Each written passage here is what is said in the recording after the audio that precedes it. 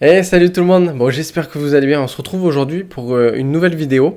Alors aujourd'hui, on va parler de la RAM, de la mémoire pour les PC. Alors, comme vous avez pu le voir dans le titre, la question qu'on se pose souvent, c'est combien je mets de barrettes de mémoire sur mon PC. Voilà, c'est une question qui revient souvent. Et, on ne sait pas trop comment faire à chaque fois. Est-ce qu'on en met une? Est-ce qu'on en met deux? Trois? Quatre? Voilà, on ne sait pas. Alors déjà, il y a plusieurs facteurs à prendre en compte. Alors déjà, qu'est-ce que c'est que la RAM? La RAM, en fait, si vous voulez, elle va communiquer avec le CPU, c'est-à-dire le processeur, via le contrôleur de mémoire qui est directement sur le CPU. Alors, la plupart des cartes modernes qu'on a aujourd'hui, elles ont deux canaux de 64 bits, donc ce qui fait en fait 128 bits au total.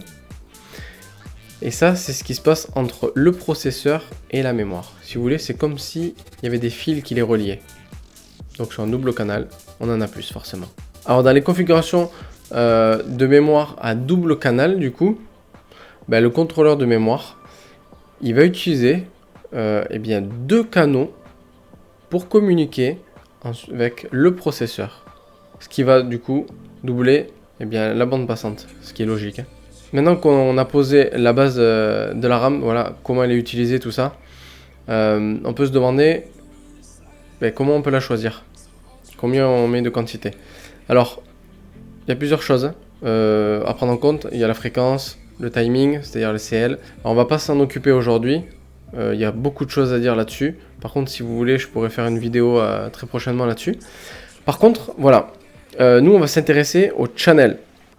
C'est-à-dire la quantité 1, 2, 4, voilà, etc., etc. Donc, on en a trois principales qu'on peut voir aujourd'hui. Qui ressortent souvent, c'est le single channel, donc une barrette de mémoire, le dual channel, donc deux barrettes de mémoire, et le quad channel qu'on voit moins souvent, qui correspond bien sûr à 4 barrettes de mémoire identiques bien sûr. Et ça, on le retrouvera souvent sur des cartes mères et des processeurs haut de gamme. Voilà, donc c'est pas la chose qu'on utilise le plus souvent. Alors, on va prendre un exemple concret. Si on prend une barrette de mémoire, 2 barrettes de mémoire ou 4 barrettes de mémoire avec la même capacité. Est-ce que ça va changer quelque chose? Dans la théorie, ça restera la même capacité. Par contre, la bande passante, elle est censée augmenter. Si on en a 2, ça va doubler. Si on en a 4, logiquement, ça quadruple. Alors, étant donné que la mémoire double canal, elle accorde au contrôleur de mémoire d'un processeur le double des chemins, comme on peut le voir sur l'image, ça donne le double de chemin d'accès. Le débit total de la mémoire est censé doubler. On est d'accord, hein? Ça, c'est ce qu'il y a en théorie. Alors, qu'est-ce que la pratique nous montre? Alors, il y a plusieurs tests qui ont été réalisés. J'ai regardé plusieurs tests, plusieurs études là-dessus. Ils en reviennent tous à la même conclusion. Quand on est sur du monocanal, donc une barrette de mémoire, ce qui se passe, c'est que on constate souvent que le CPU, donc le processeur, il est utilisé 10 à 25% de plus qu'en double barrette de mémoire. Ensuite, les études et les tests montrent dans plusieurs secteurs d'activité. Dans les jeux déjà, alors dans les jeux, il n'y a pas une très très grosse différence. Des fois, c'est équivalent. Ce qui peut bouger un petit peu sur une simple barrette de mémoire 2 ou 4, c'est surtout des petites instabilités au niveau des FPS, voilà, qui peuvent varier. Et la fluidité aussi qu'on peut perdre un petit peu.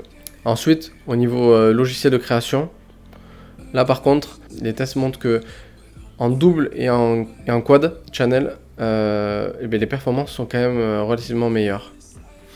Donc, ces conclusions et ces tests, ils montrent quoi, en fin de compte? Qu'une barrette de mémoire peut très bien être plus performante que 2, voire 4. Et c'est pas du tout un handicap. Voilà. Dans les cas extrêmes, si vous avez qu'une barrette de mémoire de 16 Go, que vous en ayez une de 16, 2 de 8 ou 4 de 4, ça peut faire le même travail. Tout va dépendre de votre utilisation. Et ensuite, ce qu'on peut dire, c'est les autres points à prendre en compte, c'est la capacité, la fréquence, la latence et bien sûr la marque de la mémoire. Voilà, j'espère que la vidéo vous aura plu du coup. que vous y voyez un peu plus clair, qu'on a enlevé ce mythe de voilà, j'ai beaucoup de mémoire donc j'ai un PC beaucoup plus performant. C'est totalement faux. Vous avez dépensé plus d'argent qu'autre chose. Voilà, ça il faut bien le garder en tête. Hein. C'est pas parce que vous avez 4 barrettes de mémoire ou 8 barrettes de mémoire que votre PC il va être hyper puissant. Ça va vraiment pas changer grand chose. Hein. Ça va vraiment être votre utilisation qui va être importante et toutes les caractéristiques qu'on a vues et qu'on pourra voir dans d'autres vidéos si ça vous intéresse, qu'on aille plus en profondeur. Voilà, bon, ben, j'espère que ça vous aura plu, ça vous aura permis de vous rassurer aussi là-dessus. Et je vous dis bien sûr à très bientôt pour une nouvelle vidéo. Allez, ciao ciao.